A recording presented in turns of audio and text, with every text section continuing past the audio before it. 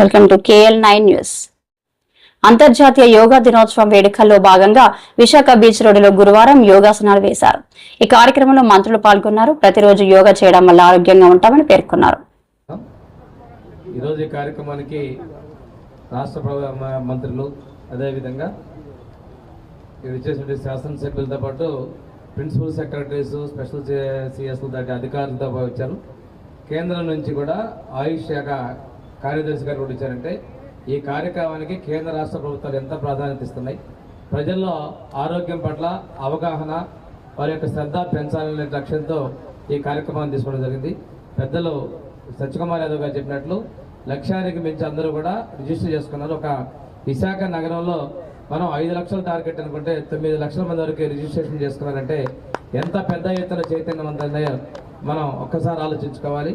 అందరూ కూడా యోగాని జీవితంలో భాగస్వాములు చేయాలి. కౌంట్ డౌన్ దగ్గరకు వచ్చేసింది. ఇంకా 2 రోజులు ఎల్లుండి ఈ సమయానికి ప్రధానమంత్రి గారు, ముఖ్యమంత్రి గారు, ఉప ముఖ్యమంత్రి గారు కూడా ఈ యోగా కార్యక్రమాన్ని విజయవంతంగా పూర్తి చేసుకొని ఒక సరికొత్త రికార్డుని ఈ సాగర తీరం వేదిక కాబోతున్నందుకు విశాఖ ప్రజలందరూ తప్పనిసరిగా పార్టిసిపేట్ చేయాలి. రాష్ట్ర ప్రజలందరూ కూడా ఈ కార్యక్రమంలో 2 కోట్ల మంది భాగస్వాములుగా మనకు అందించిన అద్భుత వారసత్వ సంపద యోగా.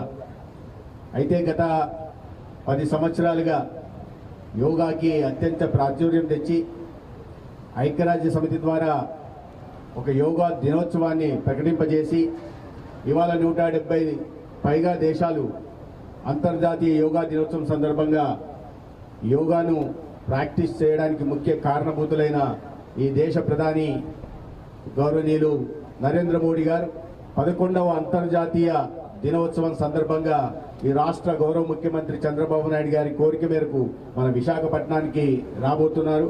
ఒక అద్భుతమైన యోగా ప్రదర్శనకి విశాఖపట్నం వేదిక కానుంది.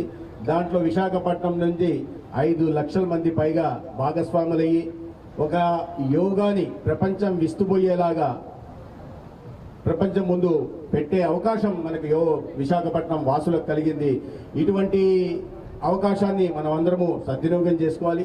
దీంట్లో భాగంగానే గత నెల రోజులుగా అనేక కార్యక్రమాల్ని రాష్ట్ర వ్యాప్తంగా నిర్వహిస్తున్నాం. అది థీమ్ బేస్డ్ యోగా కావచ్చు, లేదా మన ఆధ్యాత్మిక కేంద్రాలు కానీ, లేదా టూరిజం డెస్టినేషన్స్ కానీ, లేదా ప్లేసెస్ ఆఫ్ హిస్టారికల్ ఇంపార్టెన్స్ కానీ అనేక ప్రాంతాల్లో కూడా యోగాని మనం పాటిస్తూ యోగాని చేస్తూ ఈ రాష్ట్రంలో దాదాపు 2 కోట్ల మందిని భాగస్వాములు చేస్తూ కొన్ని రోజులుగా మనం చేస్తున్నాం.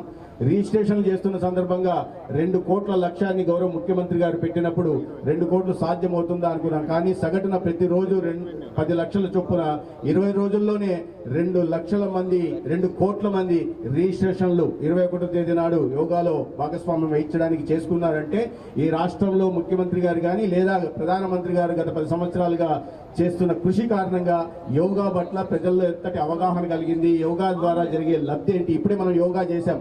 ఒక్కొక్క ఆసనం మన శరీరంలోని 2-3 భాగాలని, అవయవాల్ని ఉత్తేజితం చేస్తుంది. కేవలం శారీరక ఆరోగ్యమే కాకుండా మానసిక వికాసానికి కూడా తోడ్పడుతుంది. ఇవాళ మారిన పరిస్థితుల్లో అనేక మానసిక రుగ్మతలు లోనవుతున్న నేపథ్యంలో చిన్న పిల్లలకి ఈ యోగాని ప్రాక్టీస్ చేయడం ద్వారా, ప్రాణాయామం నేర్పించడం ద్వారా వారిలో ఆ ఒత్తిడి తగ్గి ఏకాగ్రత పెరుగుతుంది. తద్వారా చదువు మీద ధ్యాస పెట్టగలరు. అదే యువతలో కూడా ఒక ఆత్మవిశ్వాసం పొందుతుంది. వయసు పెరిగిన వారిలో ఒక ఆరోగ్యకరమైన వాతావరణంలో వారు ఉండడానికి అవకాశం ఉంటుంది. యోగా అనేది కేవలం ఒకరు ఈ నెల రోజులుగా ఇటువంటి పెద్ద ఎత్తున ఇంతటి ప్రతిష్టాత్మకంగా యోగా దినోత్సవం నిర్వహించడానికి ప్రధాన కారణం ఏంటంటే యోగా అనేది ఏదో ఒక రోజు యోగా దినోత్సవం నాడు మాత్రమే జరుపుకొని తర్వాత మర్చిపోవడం కాదు. మన దైనందిక జీవితంలో దీన్ని ఏ రకంగా మనం తింటామో, ఏ రకంగా పడుకుంటామో, ఏ రకంగా కార్యాలయంకి వెళ్తామో, ఏ రకంగా టీవీ చూస్తామో ఆ రకంగా ప్రతిరోజు యోగా కోసం 1 గంట సమయాన్ని ఇస్తే అనారోగ్యం బారిన పడకుండా జాగ్రత్తలు తీసుకోవడానికి అవకాశం ఉంటుంది. ముఖ్యమంత్రి గారు ఎప్పుడు చెప్తుంటారు, క్యూరేటివ్ మెజర్స్ కన్నా ప్రివెంటివ్ మెజర్స్ తీసుకోవాలని. అనారోగ్యం బారిన పడిన తర్వాత, ఆరోగ్యం చెడిపోయిన తర్వాత దానికి చికిత్స అందించడం కన్నా ఆ ఆరోగ్యాన్ని కాపాడుకుంటూ అనారోగ్యం మన దరిదాపులకు రాకుండా చూసుకోవాల్సిన బాధ్యత వ్యక్తిగతంగా మన అందరికీ ఉంది. కుటుంబంలో మన కుటుంబ సభ్యులను కూడా చూసుకోవాల్సిన బాధ్యత కూడా మన అందరికీ ఉంది. ఈ ఎల్లుండి జరగబోయే ఒక అద్భుతమైన ఈ ప్రదర్శనలో యోగా కార్యక్రమంలో మనం అందరం భాగస్వాములయ్యి అనేక రికార్డులను బ్రేక్ చేయాల్సిందే. కేవలం రికార్డులను బ్రేక్ చేయడం కోసం మనం ఇవాళ చేయట్లేదు. దీని ద్వారా ప్రజల్లో అవగాహన కల్పించి యోగాను ప్రతిరోజు చేయడానికి ప్రేరేపించే దిశగా ఇన్ని ప్రయత్నాలు జరుగుతున్నాయి. కాబట్టి మనం అందరం కలిసి 21వ తేదీ 11వ అంతర్జాతీయ దినోత్సవాన్ని ఒక ఫలప్రదం చేయాలని గౌరవ ప్రధానమంత్రి గారికి, ముఖ్యమంత్రి గారి అంచనాలకు మించి ఈ యోగా కార్యక్రమాన్ని జయప్రదం చేయాలని కోరుకుంటున్నాను. ధన్యవాదాలు. జై యోగాంధ్ర. నమస్కారం.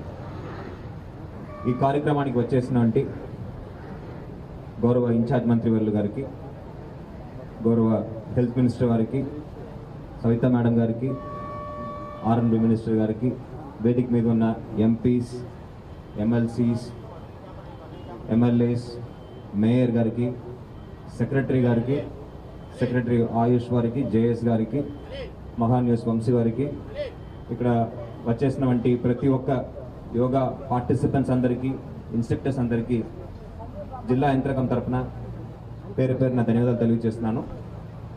ఇప్పుడే మాట్లాడిన పెద్దలు చెప్పినట్టు గౌరవ ముఖ్యమంత్రి వర్యులు, అదేవిధంగా ప్రధానమంత్రి వర్యులు మన విశాఖపట్నానికి రానున్నారు. 21వ తారీఖు అంటే ఎల్లుండి జరగబోయే ఈ కార్యక్రమాన్ని మీరు అందరూ పాల్గొని విజయవంతం చేయాలని సందర్భంగా కోరుతూ, మరొకసారి ఇక్కడ వచ్చేసినటువంటి పెద్దలందరికీ వాళ్ళు ఇచ్చే సలహాలు సూచనలు పాటిస్తూ చక్కగా ఏర్పాటు చేసే విధంగా చర్యలు చేపట్టామని చెప్తూ సెలవు తీసుకున్నాను. Thank you.